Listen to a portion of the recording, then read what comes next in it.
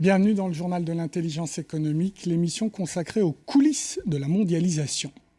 Le succès est indéniable. Le modèle d'intelligence économique israélien est mondialement reconnu. Mais sur quoi repose cette réussite?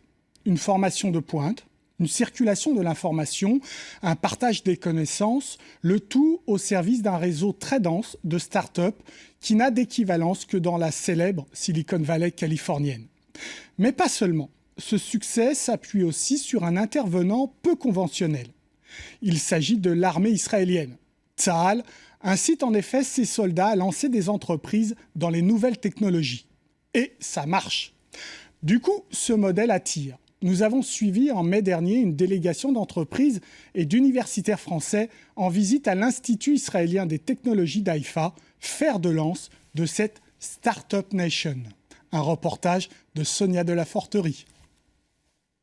Intel, Microsoft, IBM, toute l'industrie digitale du monde réunie. Pourtant, nous ne sommes pas en Californie, mais à Haïfa, dans le nord d'Israël, au cœur de la petite sœur de la célèbre Silicon Valley. De nombreuses multinationales y ont créé des laboratoires de recherche et développement. C'est le cas de Yahoo, installé ici pour la qualité de vie, mais pas seulement. Israël est un petit État et Haïfa est encore plus petit. Et on a vraiment et la montagne, le Mont Carmel, la mer, une super université, plein d'étudiants dans un mouchoir de poche. Un mouchoir de poche bien placé. À 2 pas des grandes entreprises se trouve le Technion, l'Institut de technologie israélien. Un réservoir infini d'ingénieurs, de la matière grise à foison au service de l'entrepreneuriat. Nos étudiants sont vraiment compétents et ils ont faim de réussite. Les deux ensemble apportent beaucoup d'innovation.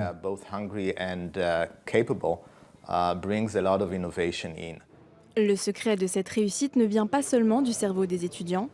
Tsahal, l'armée israélienne, apporte un sérieux coup de pouce aux futurs entrepreneurs. En Israël, le service militaire est obligatoire à partir de 18 ans, 2 ans pour les femmes, 3 ans pour les hommes.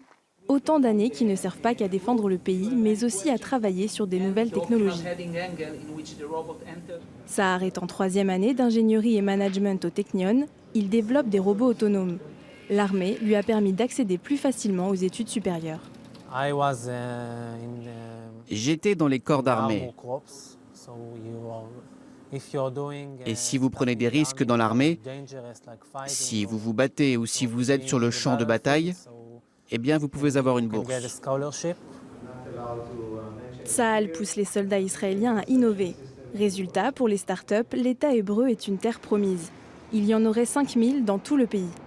Israël, c'est 7,5 millions d'habitants et autant, voire plus d'entreprises cotées en bourse que l'Europe tout entière. L'armée nous aide, sans aucun doute. Dans le secteur des sciences de la vie, nous avons une entreprise qui s'appelle Given Imaging. Elle a développé une pilule qui prend des images de l'appareil digestif. Et quand vous y réfléchissez, ce que vous avalez est un missile. Un tout petit missile, mais quand même un missile. Un missile? Ici, le vocabulaire militaire se marie facilement avec celui du business. Ce n'est donc pas un hasard si certaines technologies de l'armée passent dans le civil. C'est un modèle extrêmement dynamique sur lequel l'armée Tsahal a une certaine influence, puisque l'armée est là, elle est très très présente, mais c'est l'armée du high-tech, l'armée d'investissement pour créer de la matière grise. Israël veut booster son économie aussi pour des raisons sécuritaires. Daniel Rouache appelle cela le bouclier technologique de l'innovation.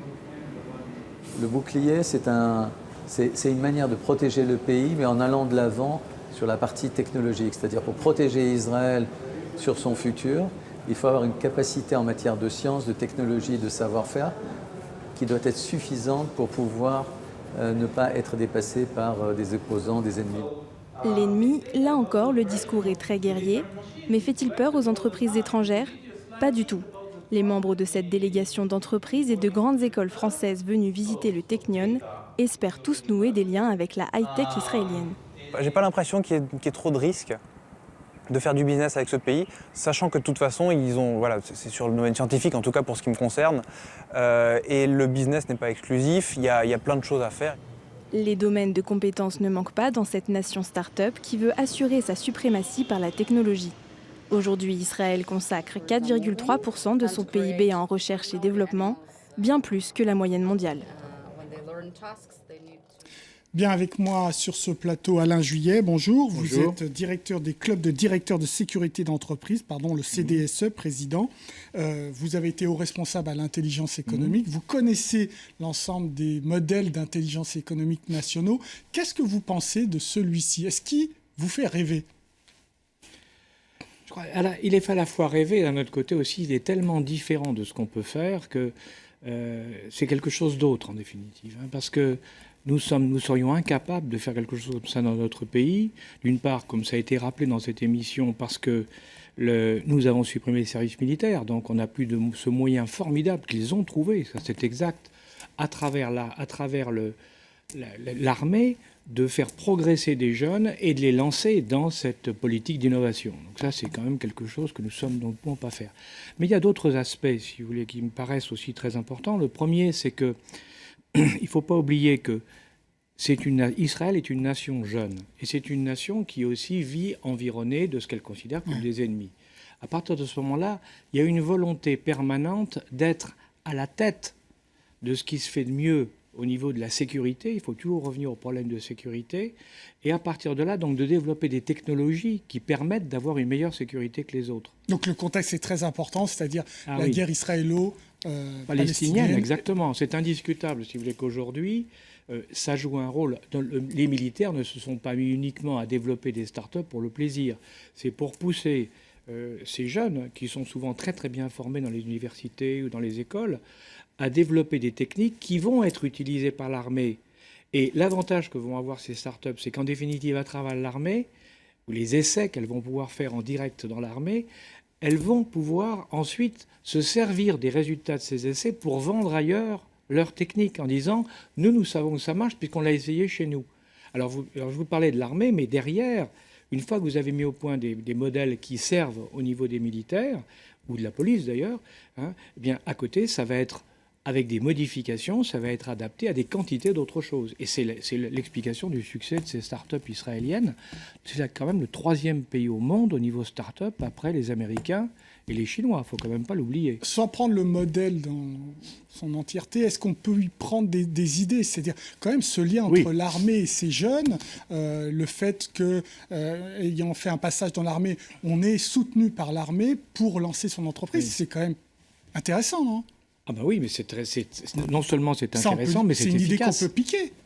Oui, mais comme je vous dis, alors nous, on a un problème parce que l'armée aujourd'hui n'est pas conçue, notre armée n'est pas conçue comme ça. Comme ça a été rappelé, l'armée israélienne, tous les garçons et toutes les filles doivent faire un temps de service militaire de 2 ou 3 ans, enfin 2 ans pour les femmes et de 3 ans pour les hommes, bon, durant lesquels, comme quelqu'un l'a rappelé, je crois, pendant cette émission, ils doivent se comporter en vrais soldats, et c'est une fois qu'ils ont, au lieu d'avoir des décorations, ils ont aussi des décorations, mais au-delà des décorations, on va leur dire, écoute, tu vas avoir des bourses pour progresser. En définitive, l'armée sélectionne les meilleurs, les plus courageux, les plus travailleurs, les mieux organisés, et c'est cela qu'il va pousser à travers, donc, c'est la création de start-up qui vont être en partie financées par l'armée. Et il y a un autre point, d'ailleurs, qui n'a pas été évoqué, mais qui me paraît important, c'est que ce qui est intéressant aussi de voir, c'est que la boucle se ferme quand ces startups ont démarré et commencent à vendre leurs produits à l'étranger. Beaucoup d'entre elles ont comme commerciaux d'anciens militaires. Donc on voit bien que c'est tout un système c'est très intéressant. Et alors dans ce contexte-là, il y a les deux pans de l'intelligence économique, le défensif et aussi l'offensif. Absolument. Et c'est ce qui manque beaucoup à d'autres nations. Bien sûr, parce que eux, justement, du fait de leur problématique, je dirais géopolitique, ils ont un besoin d'activité offensive et d'activité défensive. Donc, ils poussent leurs start-up à développer des concepts ou des techniques, de nouvelles technologies ou de nouvelles idées qui vont leur permettre, d'un côté et de l'autre, de pouvoir agir. Et donc, ça aussi, c'est très intéressant, parce que comme je vous le disais, d'un côté, on va pouvoir tester en vraie grandeur les nouvelles inventions, les nouvelles innovations, et on va pouvoir les perfectionner, on va pouvoir les améliorer. Mais d'un autre côté aussi, ça permet d'accepter une part de risque, si vous voulez. C'est-à-dire que les start-up israéliennes, il y en a des quantités, mais elles réussissent, c'est parfait. Elles réussissent pas, c'est pas grave. Parce que l'investissement en recherche et développement est tellement important en Israël grâce au financement israélien, mais grâce aussi au financement, il ne faut pas l'oublier, de l'extérieur, de la diaspora, parce que ça vient de partout, l'argent vient de partout, pas seulement des États-Unis. L'argent vient de partout pour développer la recherche et le développement. Ils ont donc les moyens et ils prennent des risques. Chose qui est chez nous et ne se fait pratiquement pas, puisque nous, on est dans le pays du principe de précaution. Donc on est exactement à l'opposé. Alors vous voyagez beaucoup, Alain Juillet. Oui. Est-ce que vous retrouvez ces startups sur les marchés internationaux? Ah oui. Oui, on les trouve parce que beaucoup de startups sont extrêmement innovantes et très rapidement, sur des marques, sur des niches, comme on dit, sur des niches, arrivent à complètement se positionner comme le leader ou un des leaders du marché mondial. On les voit arriver dans des domaines très très différents.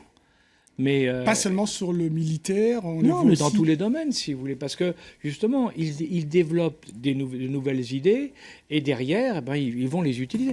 Il y a eu dans l'émission, vous avez montré un moment des robots qui marchent tout seuls, enfin qui sont autonomes. Bon, il y a très peu de pays dans le monde qui font de la robotisation autonome comme ça. Et vous avez les Japonais, vous avez les Américains, les Chinois, et puis vous les avez. Alors nous, on en fait un petit peu, mais ça n'a rien à voir avec cet engouement qui a été poussé au départ. Pourquoi ?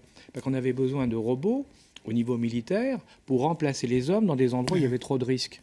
D'où leur présence dans les drones aussi. Les deux grands pays, Amérique, États-Unis, Israël. Israël, sur le plan des drones, et le domaine, vraiment c'est leur domaine, mais ils l'ont développé pour des raisons purement militaires. Mais aujourd'hui, ces drones, ça va depuis les jouets des enfants, qui sont vendus pour Noël, avec on commande avec un smartphone, ça va jusqu'à des engins de combat. Donc il y a toute une gamme qui s'est faite, et ils maîtrisent la situation mieux que beaucoup d'autres. Donc on est bel et bien dans un système tout à fait exceptionnel. C'est pourquoi je vous dis, je crois qu'il n'est pas copiable, mais qui est redoutablement efficace. Merci beaucoup Alain Juillet pour cet éclairage. L'émission est terminée, mais comme d'habitude, vous pouvez la retrouver sur france24.com. En attendant, restez avec nous car l'information continue. Au revoir.